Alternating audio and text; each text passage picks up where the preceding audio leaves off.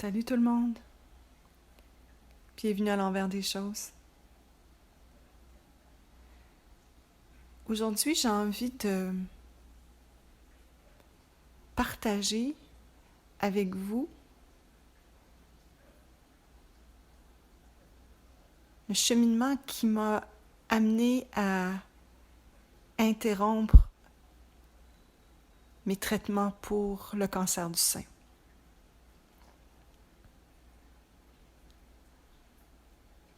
Je ne prétends pas avoir la vérité, mais c'est seulement le fruit de mon expérience personnelle, donc ce qui était le plus vrai pour moi, et ça peut changer. Alors quand j'ai été diagnostiquée du cancer du sein en décembre dernier, c'était clair que quand on m'a parlé d'une masse dans mon sein, ma réaction, c'était « oui, je veux qu'on me l'enlève ». Il n'y avait aucun doute dans ma tête que je devais passer par la chirurgie. Il y a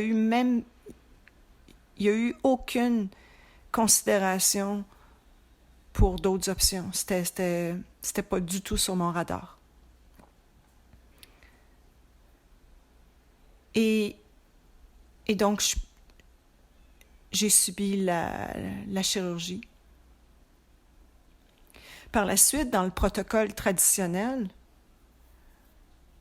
soit que on doive aller en chimiothérapie, suivi de radiothérapie et d'hormonothérapie, ou soit qu'on aille directement en radiothérapie suivi d'une hormonothérapie. Normalement, quand il s'agit d'un cancer hormonodépendant comme c'était mon cas. Et donc, j'ai passé un test qui s'appelait l'Oncotype DX qui analyse les gènes de la tumeur et il a été révélé que mon cancer n'avait pas une grande incidence, il n'y avait pas une grande possibilité de récidive, il y en avait une, mais pas au point où je dois faire de la chimiothérapie. Donc, en d'autres termes, que j'arriverai au même résultat sans chimiothérapie, au même risque, en quelque sorte. Donc ça a été une bonne nouvelle, un grand soulagement. Et puis, par la suite, ce qu'on m'a dit qui était le protocole traditionnel, c'était la radiothérapie. Et là encore, j'ai absolument rien questionné. Il y avait une place en moi qui voulait pas questionner de toute façon. En fait, c'était même pas sur mon radar. C'était comme, c'est ce que dit la médecine, c'est ce que dit les médecins, alors voilà ce que je fais, c'est ce que tout le monde fait. En tout cas, tout le monde autour de moi. Puis dans ce que j'ai pu lire aussi. Donc, il y a une espèce de convention en place qui est acceptée à l'effet que, un cancer du sein, c'est comme ça que ça se traite. Alors, j'ai donc commencé la radiothérapie, puis entre-temps, un ami à moi, en fait, un ancien amoureux, m'a parlé de ce qu'avait été son cheminement à lui avec le cancer de la prostate, où, dans son cas à lui, il a décidé de ne pas passer par la chirurgie, la radiothérapie et la médication par la suite.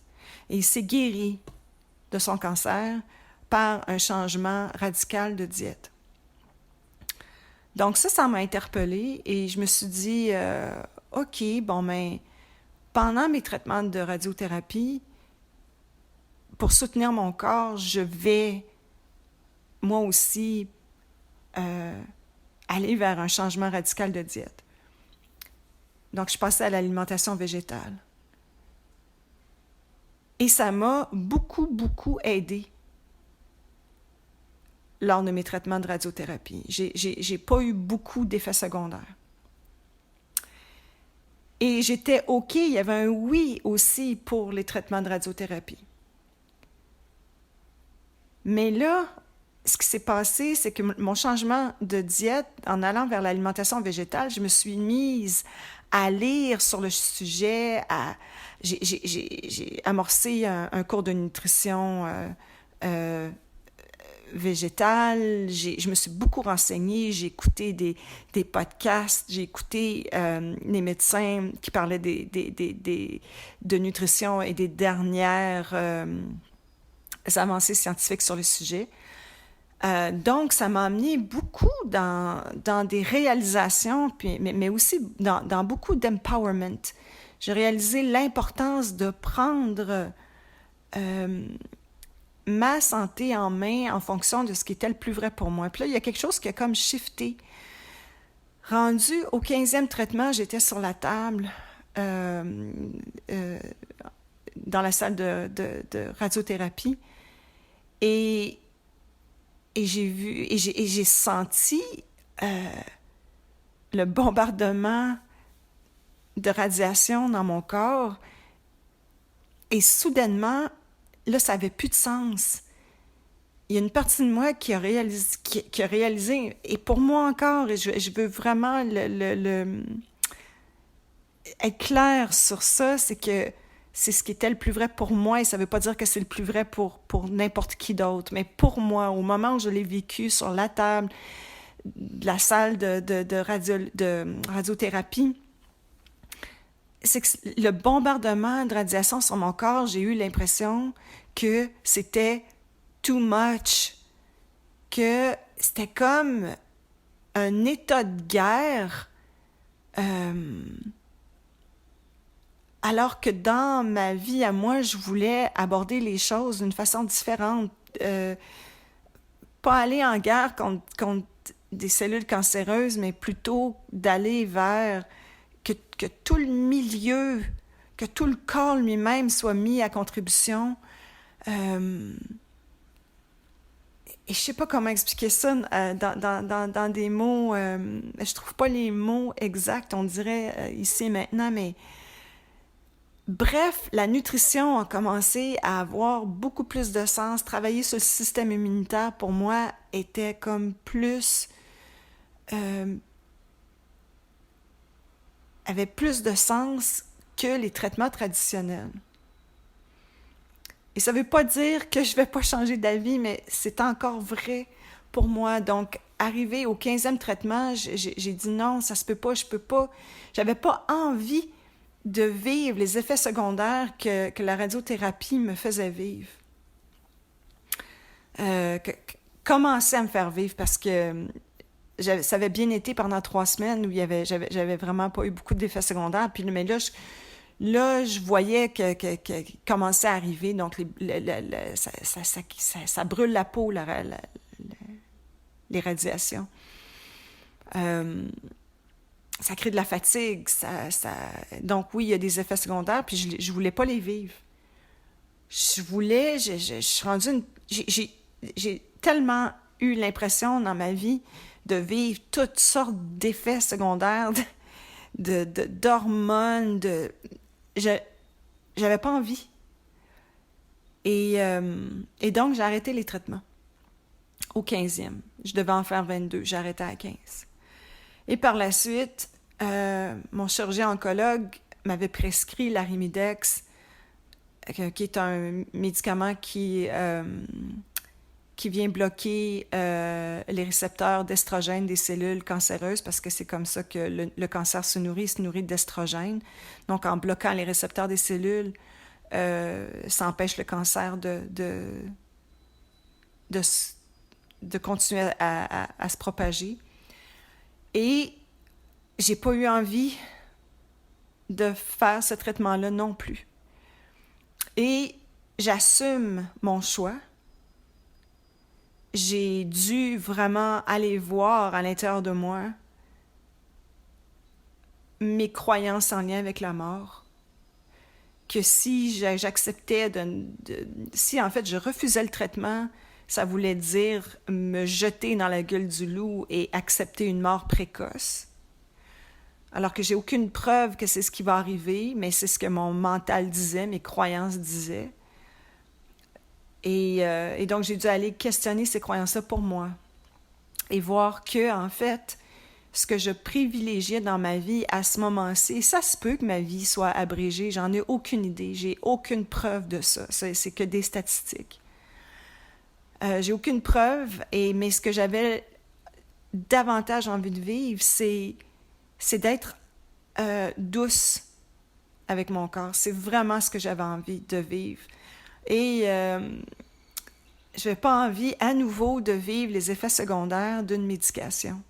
J'ai pris des hormones toute ma vie, à partir de l'âge de 15 ans. J'avais des menstruations tellement pénibles que déjà à 15 ans, on m'a mis sur la pilule. Ça a marché dans une certaine mesure, mais j'ai continuellement pris des hormones toute ma vie, avec tout ce que ça apportait d'inconvénients aussi. Donc, j'ai jamais vraiment pu totalement retrouver l'équilibre. Mon corps a pas eu l'opportunité par lui-même de trouver l'état d'homéostasie. Donc, là, je suis comme rendue à une place dans ma vie où je me dis, est-ce que c'est possible? Est-ce que c'est possible pour mon corps de retrouver l'état d'homéostasie sans utiliser des substances extérieures, des traitements qui brûlent, qui empoisonnent ou qui attaquent d'autres organes? Alors c'est ça, mon exploration présentement, et c'est pour ça que j'ai décidé d'arrêter les traitements. Et je ne sais pas ce que ça va avoir comme conséquence dans l'avenir. J'en ai aucune idée. C'est juste pour le moment encore ce qui est le plus vrai pour moi. Donc, je poursuis avec l'alimentation végétale parce que j'ai compris que le gras, les sucres raffinés, les produits laitiers particulièrement, nourrissaient l'estrogène, créaient davantage d'estrogène dans le corps. Donc ça, c'est une façon pour moi d'aider mon corps à gérer la production d'estrogène. Donc c'est en éliminant ces aliments-là et en allant vers la diète la plus douce possible. Alors voilà. Et ça se peut que ça change, je ne le sais pas. Je ne sais pas. Alors j'ai avoué 3 mois plus tard à mon chirurgien oncologue que je ne prenais pas l'Arimidex. On ne s'est pas encore parlé, mais ça va avoir lieu dans à peu près 3 semaines. Et là, je vais voir si ma conversation avec lui va changer quoi que ce soit. Mais pour le moment, c'était... Je voulais pas être influencée dans ma décision. J'avais peur, honnêtement. J'avais peur de sa réaction. J'avais peur qu'on me tape sur les doigts. J'avais peur d'être la petite fille qui a été une mauvaise élève, puis qu'on me dise, ben tu veux faire ce que tu veux, ben c'est ça, vas-y, fais ce que tu veux, moi je suis pas avec toi. Puis ça se peut qu'il me dise ça, j'en ai aucune idée. Mais ce que je préférais lui demander, je voudrais pouvoir lui dire, j'aimerais ça que vous continuiez à me suivre et voir si il y a une façon de se guérir autrement que par les traitements traditionnels. Et en même temps, rester ouverte à d'autres options, des options plus radicales, si jamais l'option plus douce que j'ai choisie ne fonctionne pas. Alors, voilà. C'est ce que je voulais vous partager aujourd'hui. Alors, merci d'être là. Merci de m'écouter. Et je vous souhaite une super journée. Bye tout le monde.